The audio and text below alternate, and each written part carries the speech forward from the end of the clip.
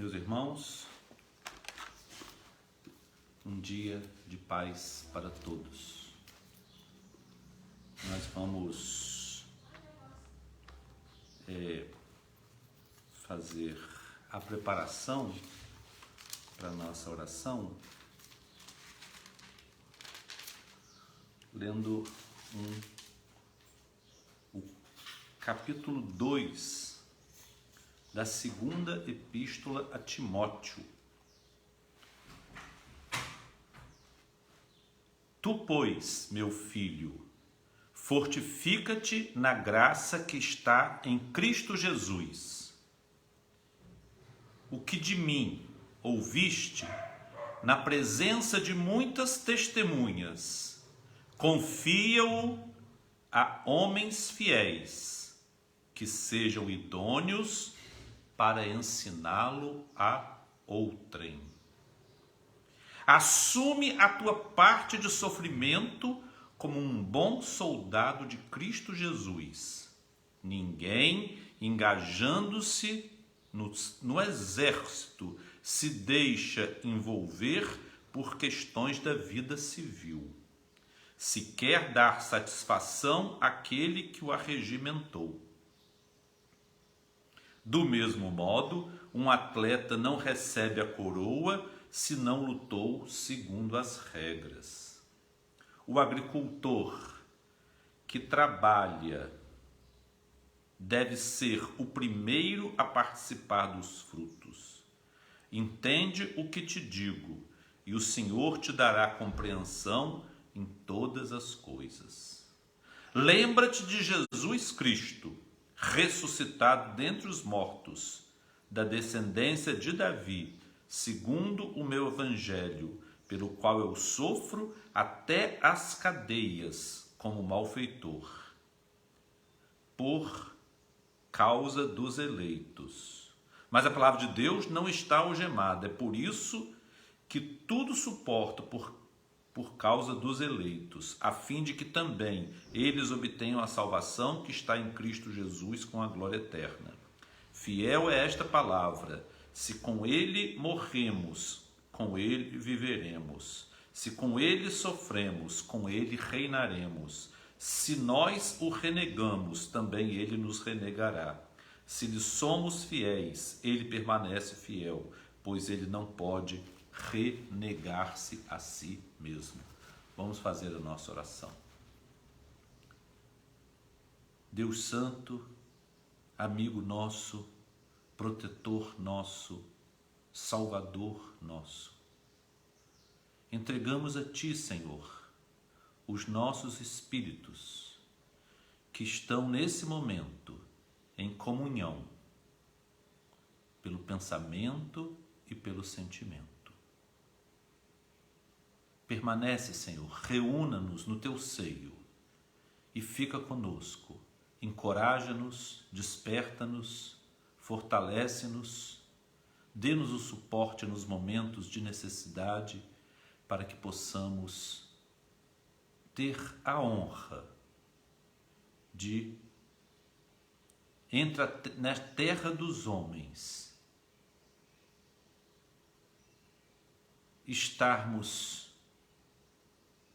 fortes o suficiente para darmos testemunho de Tua palavra. Te agradecemos e Te louvamos o nome nesta hora. Assim seja.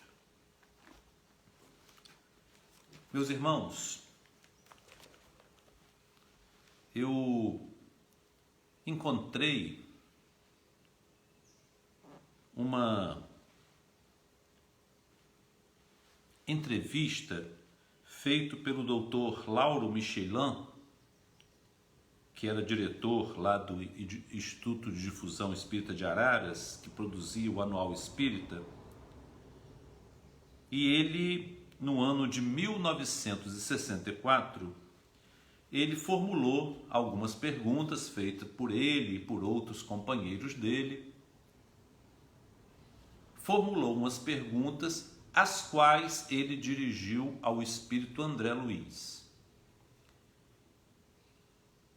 concentrados em momentos diferentes, Valdo Vieira e Chico Xavier psicografaram as questões, Chico as pares, Valdo as ímpares. E nós não vamos aqui exatamente ler todas as perguntas. Eu tive uma sugestão, ou uma autossugestão, acredito que foi autossugestão ontem, de tentar adaptar essas perguntas e colocá-las num formulário para que as pessoas pudessem responder de modo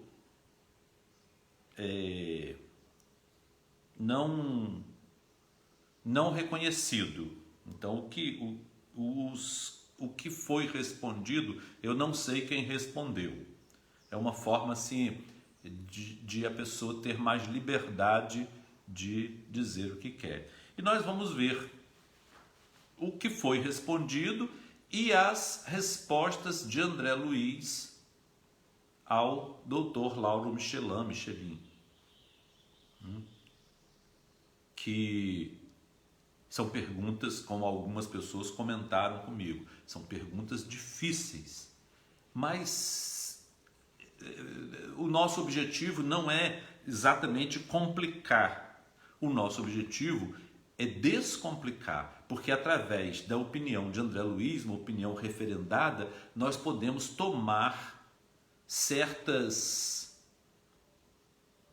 opiniões como opiniões que nós adotaremos para nós mesmos.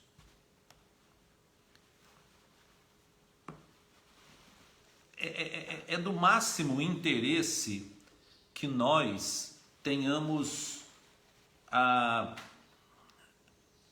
humildade para reconhecer que nem todos os assuntos nós estamos capacitados para referendar uma resposta doutrinária, né? Nem todos os adeptos do Espiritismo, eles podem, assim, de primeira mão, dizer essa resposta é a resposta doutrinária por excelência. Isso seria-se um ponto de orgulho.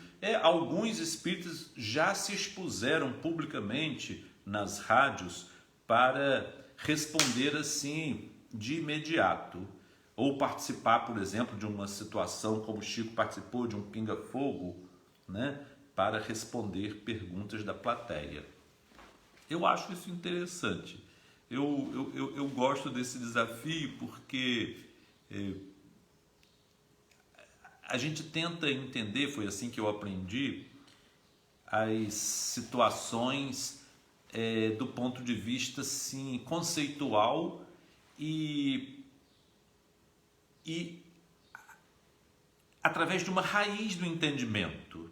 Então, a posição radical, não de extremista, de sectário, mas de radical, de raiz, é uma opinião, digamos, confortável, porque nós estamos orientando o nosso pensamento através de uma base, uma raiz, que vai ser responsável pelas respostas, pelas conclusões de outros assuntos correlatos que não podem ser desvinculados. É uma posição. Uma curiosidade, né? Porque a população da Terra vem aumentando. A população vem aumentando. E nós já estamos a caminho dos 8 bilhões de habitantes. Não sei quando chegaremos a esses 8 bilhões, porque também nós não temos condição de determinar nem um nível de fertilidade e nem as possibilidades de grande número, né? A Covid já matou mais de 1 milhão de pessoas no mundo. No Brasil, estamos caminhando para 170 mil mortos. no mundo inteiro, mais de 1 milhão de pessoas já foram vítimas dessa virose, né? Que ela é transmitida, chamada por via aérea. Ela não precisa de nenhum outro transmissor, nenhum mosquito, nenhum outro agente transmissor do agente etiológico, né? Que é um vírus, que é um ser microscópico que não é nem formado por células.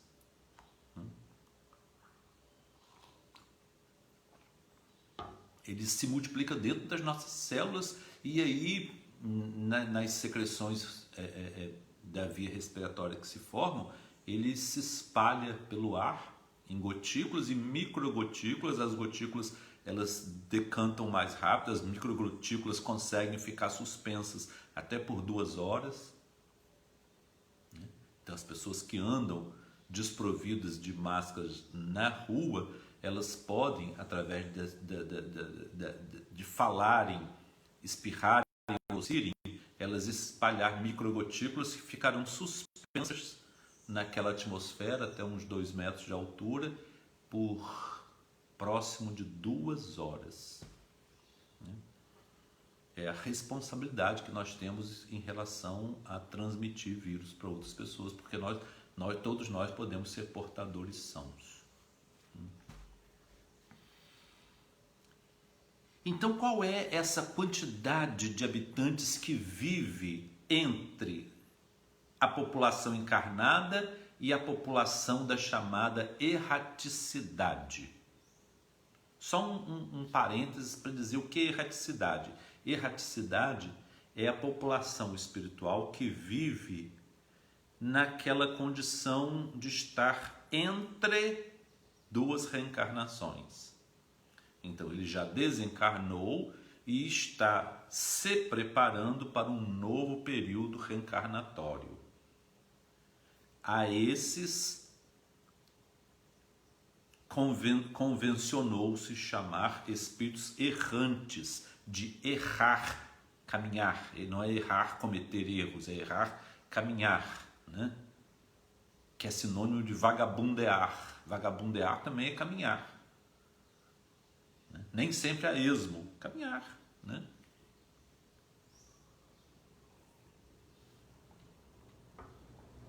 Então diz André Luiz que essas populações elas realmente vão aumentar, né? Será lícito calcular a população de criaturas desencarnadas em idade racional dos círculos de trabalho em torno da Terra para mais de 20 bilhões, observando que alta percentagem ainda se encontra nos estágios primários da razão e sendo esse número passível de alterações constantes pelas correntes migratórias na região de planeta. Então, em 4, ele referiu a 20 bilhões, mas foi muito claro que existem correntes migratórias e que poderiam outros espíritos estar integrando a nossa humanidade, sendo que ele não fala porcentagem, mas a grande maioria encontra-se nos estágios primários da razão. Então são pessoas que ainda não conseguem fundamentar todos os seus pensamentos, todos os seus sentimentos, todas as suas emoções, todas as suas atitudes pela razão. Se estão nos primeiros estágios da razão, então ainda elas são mais instintivas. E ele pergunta também, o Dr. Lauro, se a quantidade de espíritos tende a aumentar ou a diminuir. E ele diz no plano espiritual, né, na erraticidade. Qual acontece na crosta planetária, as esferas de trabalho e evolução que rodeiam a Terra estão muito longe de qualquer perspectiva de saturação em matéria de povoamento. Isso é muito interessante porque nós vamos agora ver uma questão que ela é sempre muito considerada, porque muitas pessoas são presas a conceitos malthusianos ou neomalthusianos, né? O que dizia Malthus? Que a população crescia numa proporção muito maior do que a capacidade de produzir alimentos, então que isso seria inviável o crescimento da população. Ele propunha então, os malthusianos, não Malthus, né? Os malthusianos propunham então controle de natalidade para evitar superpopulação e evidentemente falta de suporte alimentar nutricional para todos, né? Aqui, das pessoas que responderam, 33% acredita que nós temos quantidade de suportar uma quantidade crescente de seres reencarnados, mas uma quantidade maior, 44%, acha que não, né? Então as pessoas, isso é interessante porque, em geral, o nosso imaginário é levado pela visão neomalthusiana, de que é preciso um controle porque não vai ser possível para todo mundo, né? Aqui sobre a população, alguns responderam mesmo 20 bilhões, outros botaram 30 bilhões, teve um que botou 30 milhões e a cidade de São Paulo está quase chegando a isso. Bom, então vamos ver aqui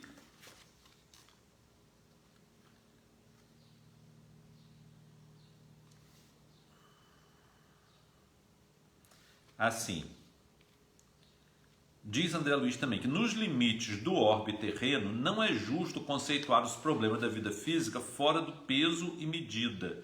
Entretanto, é preciso considerar que as ciências aplicadas à técnica, à indústria e à produção nos vários domínios da natureza assegurarão conforto e sustento a bilhões de espíritos encarnados da Terra com os recursos existentes no planeta por muitos e muitos séculos ainda, desde que o homem se dispõe a trabalhar. Então ele diz que o avanço tecnológico e também da consciência de que nós somos seres sociais e que nós temos uma lei de sociedade que nos irmana todos num mesmo grupo humano, sem revanchismo, sem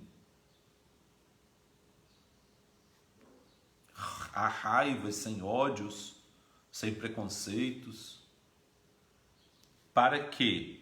Para que possamos nos aprender aquilo que Drummond dizia, a suprema ou a divina arte de conviver. Aprendamos a conviver.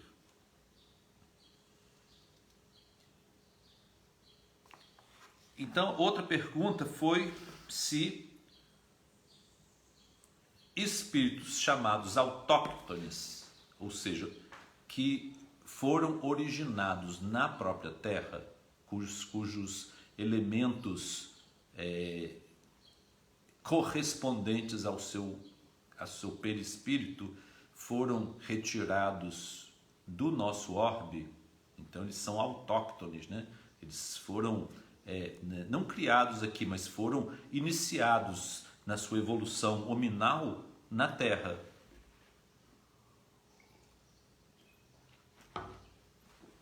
Como André Luiz, o Emmanuel explica no livro A Caminho da Luz. Eles podem migrar para outros planetas, outros orbes que estão circulando nos diversos sóis, nos diversos sistemas estelares planetários do nosso universo conhecido, seja de modo coletivo ou individual. Em todos os tempos, espíritos superiores têm saído da Terra no rumo de esferas enobrecidas, compatíveis com a elevação que alcançam, espíritos superiores. Quanto a companheiros de evolução retardada, ou seja, evolução que ainda não se processou, não nos libertou daquela fase instintiva, principalmente os que se fizerem necessitados de corretivo doloroso por delitos conscientemente praticados, em muitos casos só temporária segregação em planos regenerativos, como é o nosso da Terra, né? um mundo de expiação e provas. Eu estou muito preocupado porque algumas pessoas estão supondo que as palavras que estão escritas no livro Céu e Inferno foram mudadas e que aquilo ali, essa edição que nós temos de Céu e Inferno, é uma edição falsa. A mim não interessa nem agrada essa discussão. Se a Gênese foi modificada, se não foi modificada, se Céu e Inferno foi modificado. Eu não vou usar a força vital, o elan vital que ainda tem em mim para entrar nessas querelas, não. Para mim não são querelas positivas, estão dividindo, estão causando as pessoas se agredirem e pessoas levando conclusões que eu não sei se são conclusões boas. Não existe céu, não existe inferno. Como não? Meu pai mesmo disse em pregação, tanto existe que Allan Kardec colocou o título do seu livro Céu e Inferno, porque existem regiões paradisíacas e existem regiões de sofrimento que nos vão propiciar uma restauração perispiritual necessária para a nossa reencarnação. Isso é vastamente esclarecido nessa obra Céu e Inferno, através de muitos espíritos como Lamennais, que deram mensagens explicando a necessidade da reparação, da expiação e da reparação, como o último ato de libertação nossa dos nossos erros, né? De forma que eu não estou participando e como dirigente da escola, não quero trazer essas discussões aqui. Peço aos nossos irmãos, professores das diversas classes, peço aos nossos irmãos, usuários da palavra na Escola de Jesus Cristo, para não trazer à baila em nossas discussões, em nossas aulas, em nossas palestras, as questões relativas à adulteração de livros. Nós não estamos aqui para acusar, nós estamos aqui para aprender. E esses livros que estão acusando de estar adulterados, eles salvaram muita gente. Então eu fico com eles. Não vou seguir cabeça de ninguém que está acusando ninguém. Não quero seguir cabeça de acusadores. Quero seguir cabeça dos nossos codificadores, dos autores clássicos, como Leon Denis, os livros psicografados por Chico Xavier, essencialmente, pela Dona Ivone do Amaral Pereira, e poucos outros, muito poucos. Novos, psicografados novos, não me interessam. E o conselho da direção doutrinária da Escola de Jesus Cristo é que nós não procuremos novos livros mediúnicos. Livros que foram chancelados pelo meu pai Clóvis Tavares em combinação direta com Chico Xavier. Sabe como Chico fazia? Papai mostrava a ele alguns livros e ele dizia assim: esse aqui é muito bom, esse autor eu gosto muito dele, esse médium está trabalhando realmente dentro da doutrina. Esse daqui eu não conheço. Pai entendia muito bem o recado. Esse eu não conheço.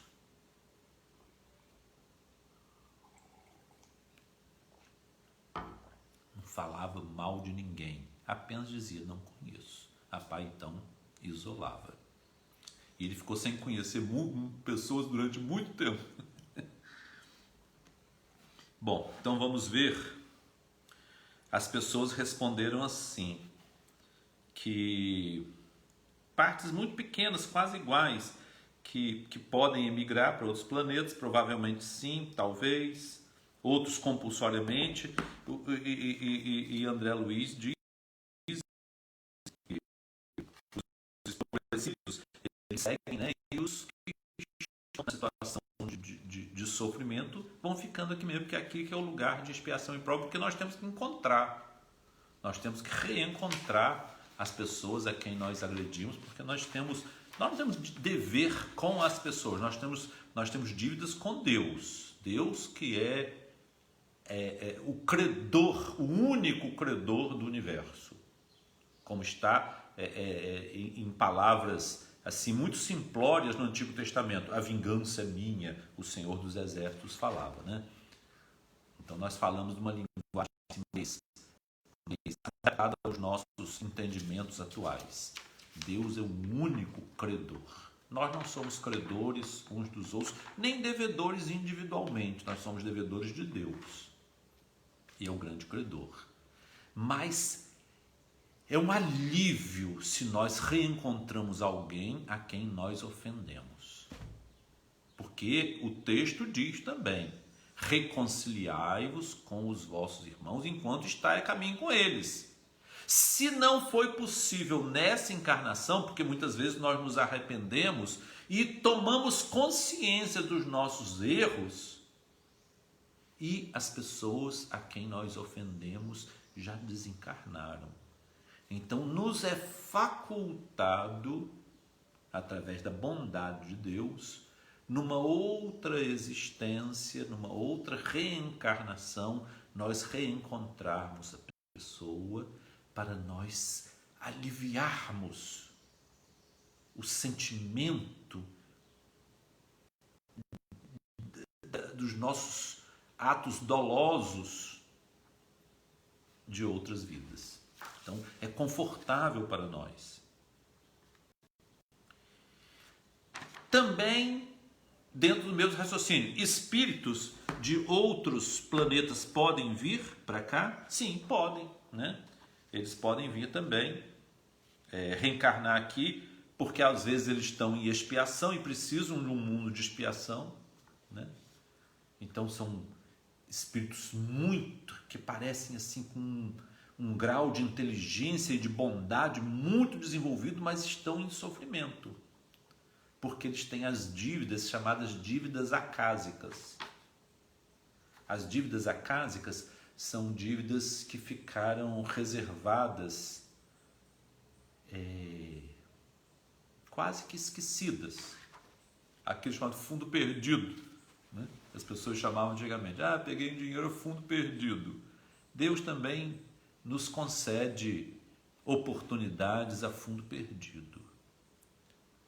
Mas quando nós atingimos um grau de evolução, nós temos um interesse em fazer um resgate.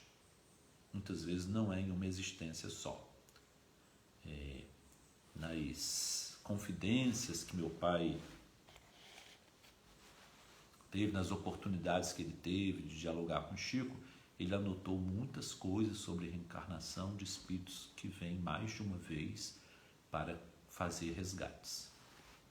Então o resgate existe, a expiação existe. Não podemos embarcar nessa euforia de que não existe pecado. Como dizia a música, não existe pecado lá debaixo do Equador. Mas nós vamos ver que realmente isso faz parte. Então diz aqui que a maioria das pessoas diz que realmente espírito de outras humanidades tem reencarnado na Terra. Outros colocaram provavelmente, talvez, mas enfim, todos acham que realmente isso é uma coisa plausível, né? E é realmente. Outra sobre a locomoção. E é muito interessante porque quando a gente vê dentro de nosso lar os espíritos se locomoverem através de aparelhos, porque eles estão ali dentro de uma esfera, né? De outra dimensão, não é da mesma dimensão material que a nossa, mas é de um outro nível da matéria, no outro nível da matéria, e eles se locomovem através de aparelhos, mas eles penetram a nossa dimensão e contracenam conosco dentro dessa dimensão, interagem conosco dessa dimensão, através das comunicações espirituais, através das percepções mediúnicas, através da vidência, clareaudiência.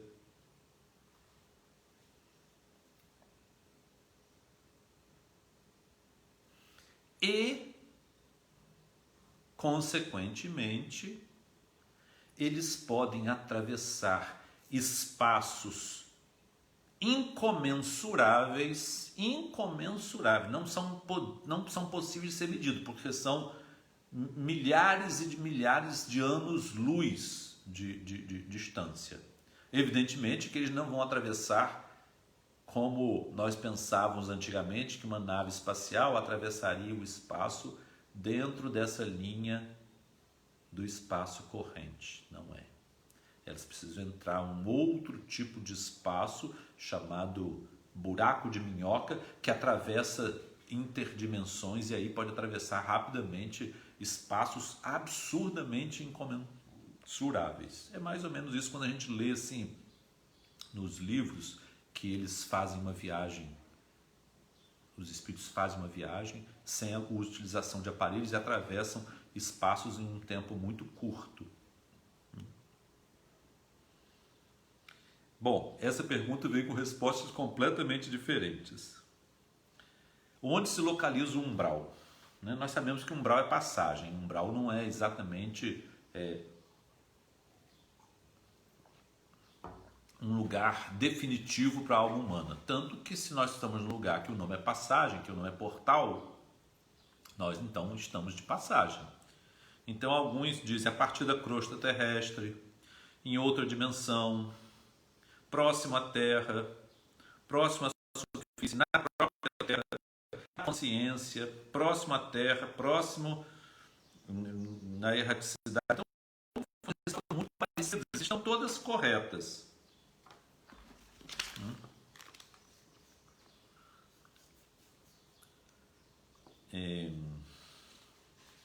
Onde começa o umbral? A rigor, o umbral, expressando região inferior da espiritualidade pelos vínculos que possui com a ignorância e com a delinquência, começa em nós mesmos.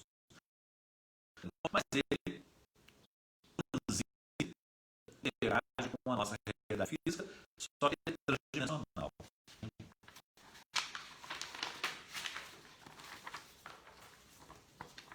Vamos ver outra. Sim, agora vamos entrar num assunto sobre sexualidade. A pergunta foi feita assim: qual a relação entre sexualidade e mediunidade? Então as pessoas responderam mais ou menos assim, que a sexualidade descontrolada atrapalha a comunicação, né? Isso aí foi a resposta mais coerente que eu vi. Foram poucas pessoas que responderam isso. Outras responderam algumas respostas que não estão assim muito razoáveis, não. Mas a resposta de André Luiz é que a relação que existe é a mesma relação que existe entre mediunidade e alimentação, entre mediunidade e trabalho, e todas essas atividades nossas, quando reencarnados, vão interferir na atividade mediúnica. Nós sabemos que os centros de força, como diz André Luiz, eles estão localizados em posições diferentes, que vão desde a suprarrenal, que está ali abaixo da glândula sexual, para depois para a glândula sexual, para depois ao pâncreas, depois o timo, depois a tireoide, depois a hipófise e depois a epífise. São 7 centros de força que eles serpenteiam através de nossa coluna, passeando e sempre nesse sentido de serpentear do baixo para o alto, configurando que todos nós estamos aqui num processo evolutivo de transmutação. Nós estamos aqui num processo de transmutação energética. E se nós retardamos essa transmutação no sentido da nossa espiritualização, nós bloqueamos a energia quando ela vai subindo para os plexos superiores, que nos comunicam com os planos divinos.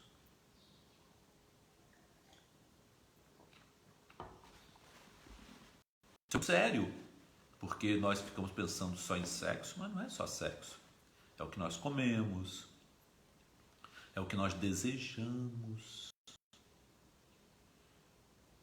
é o que nós sentimos em relação uns aos outros. É a sintonia que nós permitimos que, através da mágoa, da nossa reação diante da ingratidão, possa, como disse no texto mais cedo, tisnar, manchar o nosso perispírito, e evidentemente essa mancha ela transborda para a nossa organização física, mudando a secreção dos neurotransmissores e bloqueando o nosso raciocínio. Então nós agimos instintivamente. Nós não somos aqueles seres, como diz aqui, que são governados pelo instinto. Nós já estamos num nível de desenvolvimento da razão. Todavia, é possível que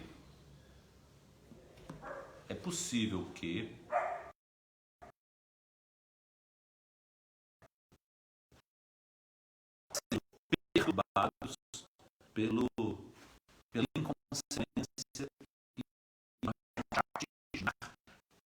o nosso raciocínio. E aí, a parte mais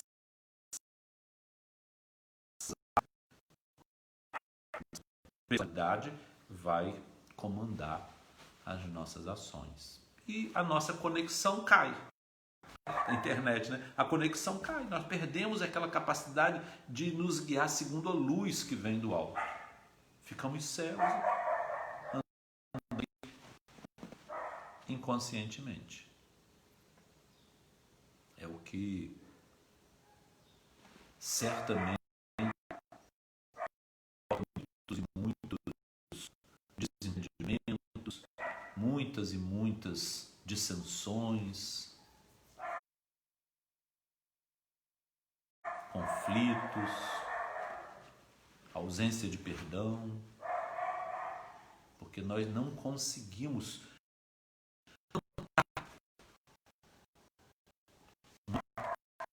forte dentro de nós, que é essa, né, que acontece em função da nossa.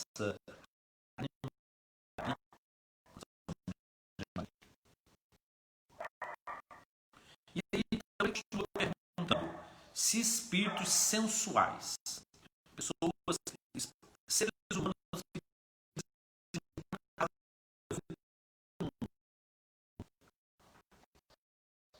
sensualidade,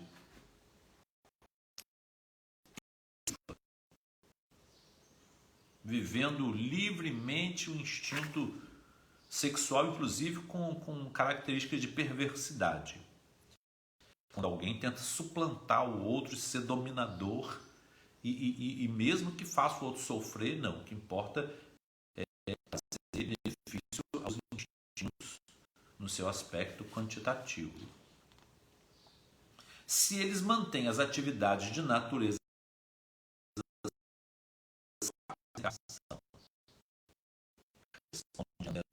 aos milhões, reclamando a educação dos recursos do sentimento e das manifestações afetivas, como acontece nos caminhos da humanidade. Pois é, gente. Com a hiperrotatividade dos chakras, que são rodas, nesse campo aqui genésico, é necessário, em processos reencarnatórios,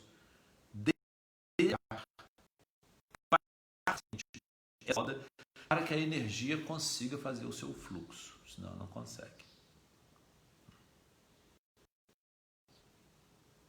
Nós não vamos estudar a anatomia, nem a fisiologia e nem a fisiologia espiritual, né? Isso é um aspecto interessante para nós fazermos quando nós formos estudar o perispírito. Eu vou fazer uma propagandazinha aqui, que no mês de janeiro do ano passado nós fizemos um curso de som e um curso de água fluidificada, homeopatia. Esse ano vamos ficar em fevereiro estudando perispírito. Essencial para nós. Aí nós vamos, mesmo, não sei se nós vamos estar presencialmente lá, não sei. Não sabemos se a segunda onda vai atropelar a primeira. Se atropele. Que não deixe esgotar e já inicie e aí uma se sobrepõe à outra. Né? É possível, não sabemos. Mas se nós tivermos um intervalo para respirarmos e voltarmos às atividades presenciais, esse janeiro, fevereiro, se Deus quiser, faremos isso lá.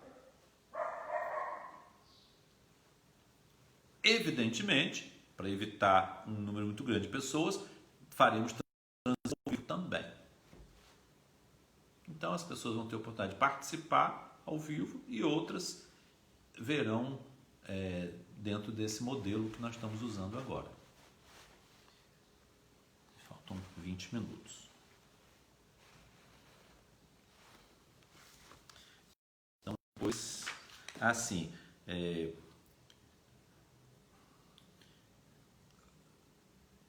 aqui as respostas foram semelhantes também.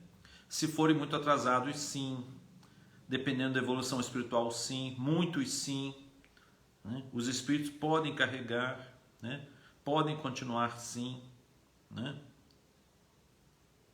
Então, as respostas foram muito semelhantes, de maneira diferente, mas responderam dentro disso aí. Já que eu não falava objetivo, foi subjetivo. Subjetivo quer dizer, é a opinião do sujeito. Objetivo não, objetivo é o que está ali, marca e acabou. Então, a prova não foi objetiva. Foi subjetiva, é o sujeito que fala, que se expressa com sua liberdade. Gostei desse modelo. Só eu vou aprender direito ainda isso aqui não, mas eu vou pedir meus filhos para me ensinarem. E esses perispíritos desencarnados dessas pessoas aficionadas, né, adictas de sexo, eles conservam a mesma anatomia dos seus órgãos sexuais, a anatomia genital? Então, aqui teve alguns que responderam que sim, 20% disse que não, né? E outros responderam coisas semelhantes, mas a maioria disse que sim, embora de forma diferente. Né? Dependendo do nível espiritual, mais ou menos isso é esse que realmente guarda, e André Luiz confirma isso.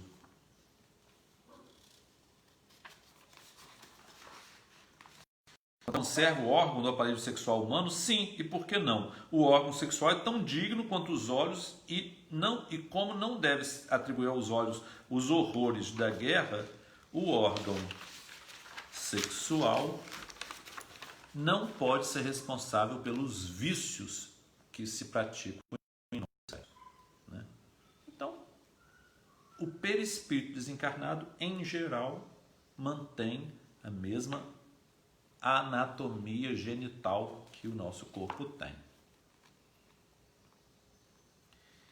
E aí continua assim: e eles conservam para sempre as condições masculino e feminino? Respondemos com os orientadores espirituais de Allan Kardec, que na questão 201 do Livro dos Espíritos afirma que o espírito tanto reencarna no corpo de formação masculina quanto no corpo de formação feminina. É porque, meus irmãos, nós estamos estagiando em fases evolutivas em que a predominância da energia chamada pelos chineses de Yang pode ser preponderante mais em alguns espíritos e a maior parte de energia chamada pelos chineses de Yin é preponderante em parte de outros espíritos. Mas há uma tendência migratória de energias de um para o outro, de modo que os homens vão se sensibilizando mais e tomando atitudes que sempre foram mais competentes a mulher, como cuidar dos filhos, né? Arrumar as coisas dentro de casa, ser ternos e meigos, né? Sem que isso indique um comportamento homossexual. Diz sim que o homem está se tornando mais yin, porque dentro, quando tem aquela roda com a divisão do yin e yang, tem o pequeno yin, e dentro do yin tem o pequeno yang. Então, uns naturalmente vão fluir e vão se complementar com a energia do outro. Então isso é super comum. E a homossexualidade. Então eu perguntei assim: como entender as diversidades sexuais da humanidade, como homossexualidade e outras categorias? Se nós formos estudar hoje as categorias da sexualidade, são muitas, né? Tem LGBTQ+, que aí tem outras coisas. Não sei denominar, são muitas categorias, né? Como nós vamos entender isso? Então, isso é interessante, porque ninguém respondeu nada, nenhuma resposta. Não deu nenhuma resposta, todo mundo respondeu zerado. E é interessante porque nós temos que tentar entender isso. Emmanuel tem um livro, Vida e Sexo, que foi lançado em 1970, que explica que essas situações são naturais e que nós não somos capazes de entender dentro da nossa dinâmica os indivíduos que estão na posição que a gente chamava antigamente de inversão sexual, mas que não é inversão sexual, inversão de polaridade, é outro fenômeno, já que não existe só a homossexualidade, né? Constituição física, anatômica, com a emotividade feminina, com a sexualidade feminina, sexualidade pensamental, né? Emocional, e constituição anatômica feminina com a mente e o esses processos são processos evolutivos, e assim André Luiz vai esclarecer.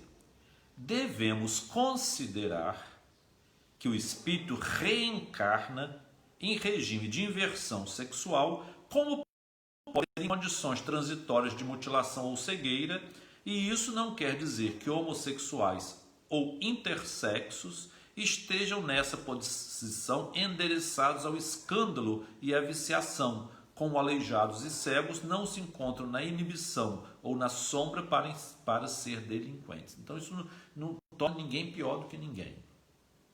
Toda pessoa que tem qualquer situação que não a torna dentro do elemento da maioria, isso não diz nada a respeito dela, como os fariseus diziam antigamente.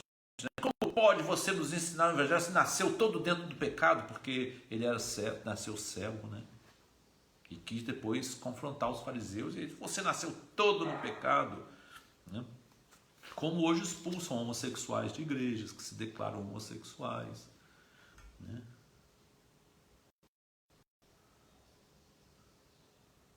Ah, porque isso está errado. Nós não somos femininos, nós somos espíritos. Nós somos espíritos. Essa questão 201 é muito clara. Muito clara. Nós podemos reencarnar em qualquer condição biológica, anatômica e psicológica, né? Fazem parte do nosso processo evolutivo. Nós temos que assumir padrões de todos os comportamentos. Nós precisamos assumir. É necessário.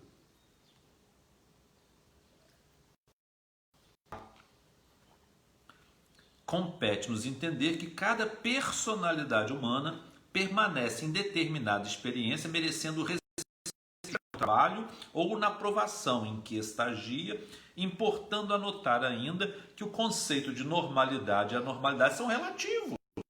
Eu sou o normal. Não é. A relatividade preside a maioria de nossas considerações. Todos nós ainda estamos muito presos às percepções relativas da verdade. Nós não temos a verdade. Existe a verdade, mas nós ainda não podemos ter a percepção dessa verdade. Nós temos percepções parciais, né? Devido à nossa condição de reencarnados, porque o nosso nível de consciência fica mais estreito no processo reencarnatório. Nós acreditamos que somos nós, e nós não somos nós somos um espírito anterior a essa vida. Então eu não sou Flávio, eu sou alguém que nasceu antes do Flávio e vai sobreviver ao êxito letal dessa estrutura que serve de veículo aqui nesse mundo. Então eu não sou Flávio. Ninguém é quem pensa que é. Ninguém é quem pensa que é.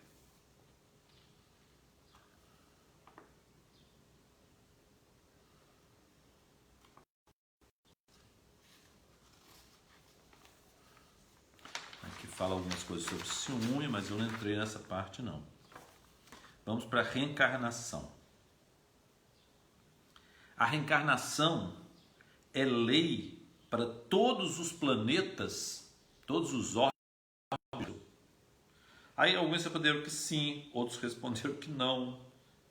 Pode ser que sim, pode ser que não. Talvez sim, mas de outras formas. Outros sim, outros até chegarmos à perfeição, sim. Né? As respostas são parecidas, né? Por isso que eu deixei a provinha, né? O teste subjetivo. Cada um responder da maneira que quer. Então é uma lei imperativa em todos os órgãos. Mais razoável dizer que a reencarnação é princípio universal, compreendendo-se que existem esferas sublimes nas quais a reencarnação educativo já atingiu características inabordáveis ao conhecimento humano atual. Então não vamos tentar entrar em conhecimento que está além da nossa idade. A reencarnação é um assunto tão sério que Nicodemos, sendo uma pessoa doutorado em teologia, ele não entendia a reencarnação. Jesus falou assim: Nicodemos, você é doutor em teologia, tem doutorado, não entende isso. E isso, Nicodemos, reencarnação é um assunto próprio da Terra. Como que eu posso conversar com você por assuntos essencialmente espirituais? Reencarnar, carnação, carne, terra. Reencarnação é um assunto da Terra. É um assunto terreno, um assunto da nossa materialidade. E aí o Dr. Lauro Michelin também pode-se viver um tempo muito grande com o progresso, né? E ele responde assim: a medicina entrando em matéria de libertação espiritual, o problema se relaciona com a vontade acima do tempo. Quando uma pessoa decide ao burilamento próprio, com ânimo e decisão, a existência física de 50 anos vale muito mais que o tempo correspondente a 5 sem a orientação na primeira moral de si mesmo. Claramente, ele diz que é uma bobagem esse negócio de ficar querendo viver 500 anos. É uma bobagem. Nós temos que viver o tempo que nos foi predito, que no próprio livros sagrados, né, Salomão sempre diz: o tempo de vida do homem será até 70 anos. Eu estou quase chegando. O que passar disso, são poucos que passam, não, o que passa disso acontece com muita dor. As pessoas sofrem, porque a carcaça dói, a carcaça não corresponde, não há uma sintonia entre o pensamento e a nossa mobilidade, a nossa expressão, a nossa capacidade executiva. Mas tudo está dentro dos mistérios que estão além da nossa capacidade de entendimento.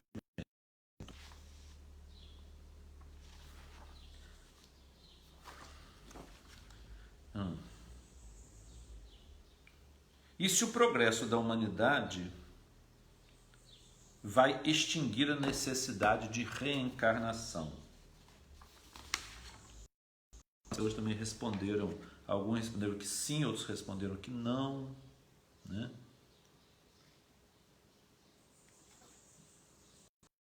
E realmente diz assim: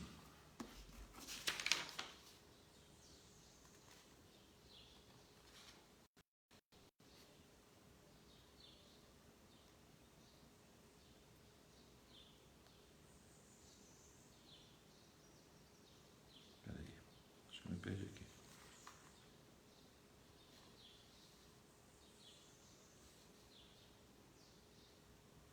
Acho que espero que ele disse essa resposta, eu fico devendo vocês. Mas assim, em linhas gerais, ele disse que nós não temos ainda condições de entender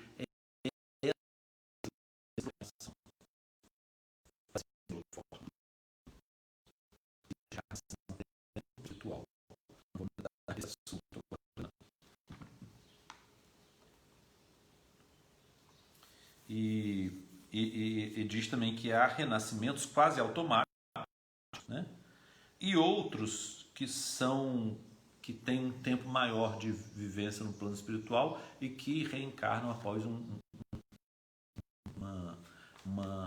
período mais longo de preparação para nossa os mesmos erros que nós já cometemos, né? Depois ele fala sobre reencarnações. Eu vou ler um pouco mais aqui, né? Se existem reencarnações programadas por e se esses espíritos, mesmo que eles tenham vindo sob a égide do plano espiritual inferior, se eles podem ser recuperados pelo bem e modificar suas predisposições, suas ações e agir contrariamente aos que propuseram a sua reencarnação. E ele diz que sim, os espíritos podem mudar, né? É interessante que nós vemos um caso desse no livro Libertação. O espírito não estava reencarnado, mas ele contava a serviço de um gênio do mal e consegue, o espírito salvando a libertação, consegue ser resgatado e passar a ser um tarefeiro da espiritualidade superior.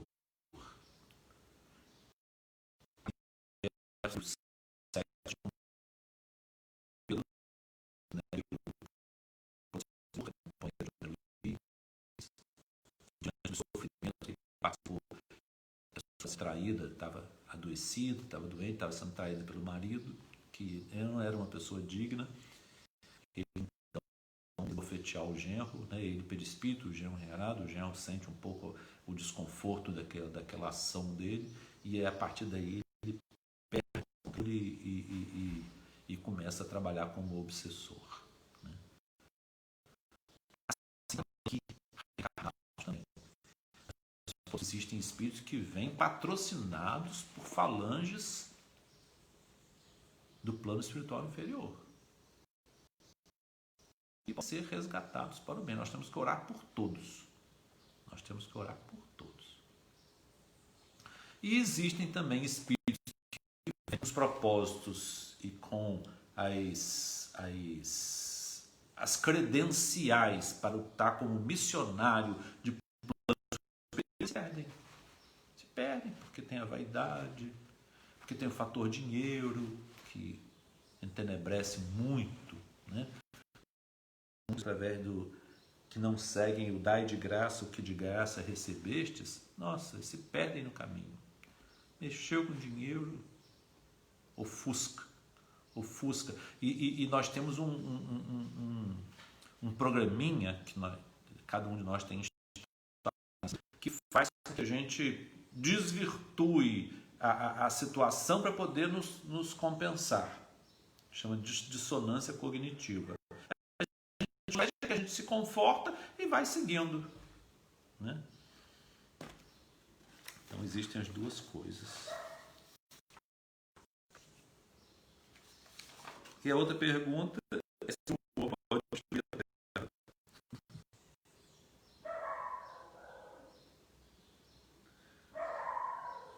Nós estamos próximos do fim dessa humanidade? Aí veio a solução de resposta. Não, mas no fim de uma era, acredito que não, de transição do mundo de expiação para o mundo de regeneração. O que André Luiz explica aqui? Nossa confiança na sabedoria da providência divina é completa, ainda mesmo que a Terra se desintegrasse numa catástrofe de natureza cósmica, se houvesse o que aconteceu lá com onde muitos de nós aqui viemos, que é o planeta lá da constelação de Capela, né? Que o planeta foi desintegrado, né?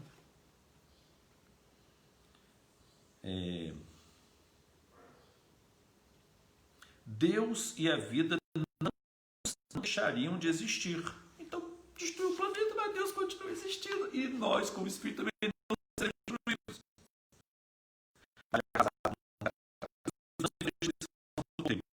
Justo que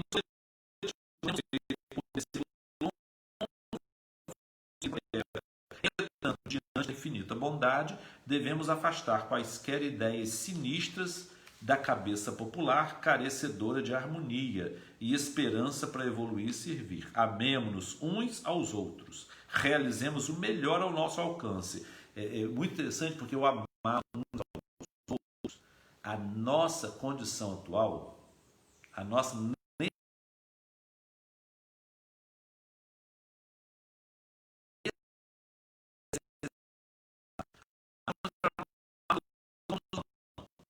essa vertical,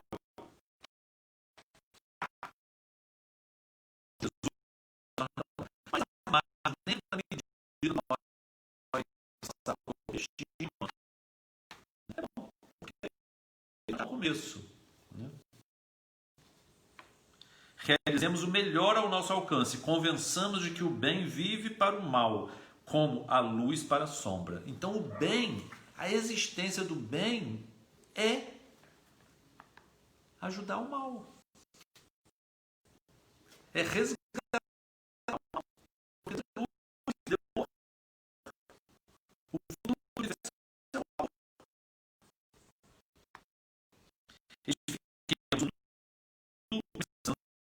Confiemos na palavra fiel do Cristo que prometeu amparar-nos e auxiliar-nos até o fim dos séculos. E assim, nos exprimindo, não nos propomos afirmar que a pretexto de contar com Jesus podemos andar atentos. Não. Forçoso trabalhar e cumprir as obrigações que a vida nos trace, a fim de sermos amparados e auxiliados por Ele, sejam quais forem as circunstâncias. Essa última pergunta, 32, foi psicografada por Chico.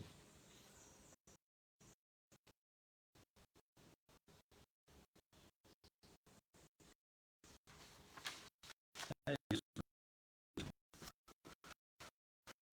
Eu quis trazer um tema assim diversificado para nós pensarmos em estudar, né? Esses balãozinhos para perguntas e para comentários.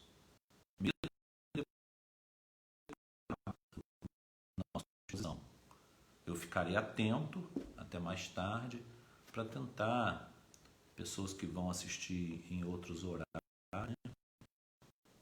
nós vamos ter que pensar nisso. Mas do ponto de vista de nós de pensamentos e sentimentos, é melhor nós participarmos dos eventos à distância que eles estão sendo feitos, principalmente os que são ao vivo. Os que não são ao vivo, que já estão gravados, não vai, quase não se, mas agora eu estou falando agora, isso não é gravado não. Eu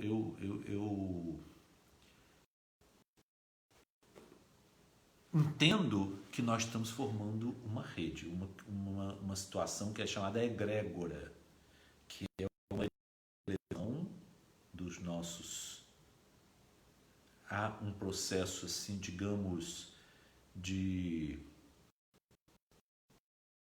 leve libertação do espírito ao corpo, tanto quem está falando quanto quem está assistindo, e eles formam então uma e a força criada, ela pode ser direcionada para todos. Então nós vamos terminar a nossa oração pedindo para todos que estão em sofrimento na terra e na espiritualidade. Eu quero também dizer que toda segunda-feira, às 18h30, essa palestra ela está associada ao grupo Emanuel, apenas como um grupo de oração intercessória. Então, quem quiser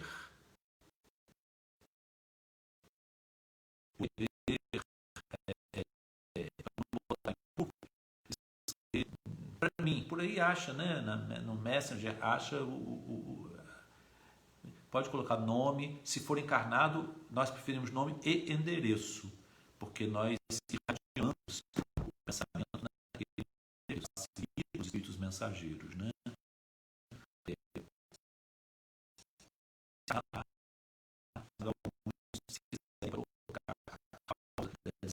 Especialmente se for por suicídio, que é um caso de desencarnação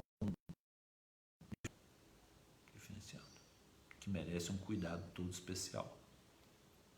Então vamos fazer a nossa oração. As pessoas estão ali e amanhã, quem quiser participar da exposição,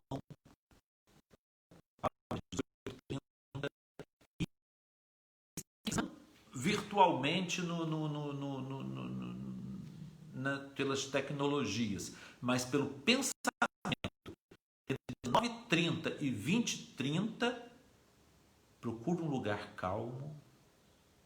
Se não tiver um lugar calmo, fone o ruído exterior e entrar uma música calma, feche os olhos e fique 1 hora em meditação. Você pode ser escutando uma palestra, escutando uma música, pensando na Escola de Jesus Cristo, que vai entrar nessa comunhão de pensamento, nessa egrégora, para aqueles a quem nós amamos, inclusive aqueles com quem nós temos assim, conflitos difíceis de serem solucionados. Vamos fazer oração. Senhor Jesus,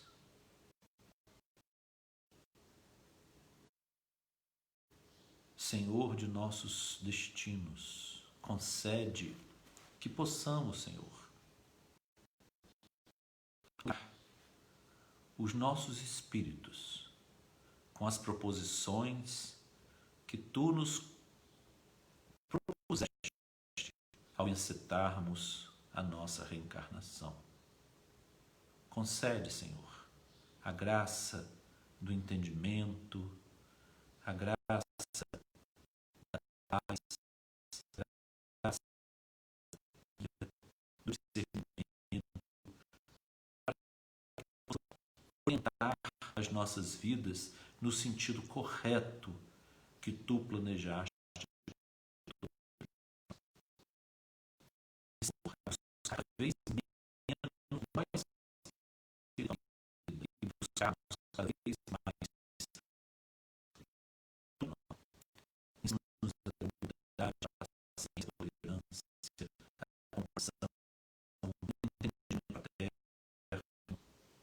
compaixão uns pelos outros, a carregarmos os fardos uns dos outros, para nos aproximarmos de Ti, Senhor.